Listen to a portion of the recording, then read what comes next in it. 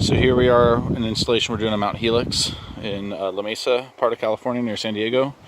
So we got our banana patch there with the coffee plant. We have a lamb house avocado. Did some raised vegetable beds here. A little bit of removal. We're getting close. We're buttoning some things up. Got our Satsuma mandarin tree there. And we've got a Meyer lemon and a Bear's lime.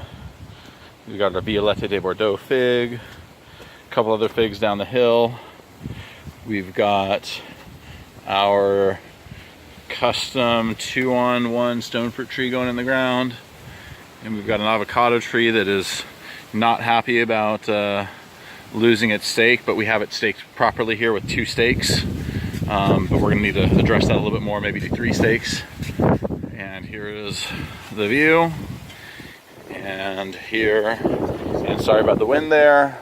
And here's some of the work that we've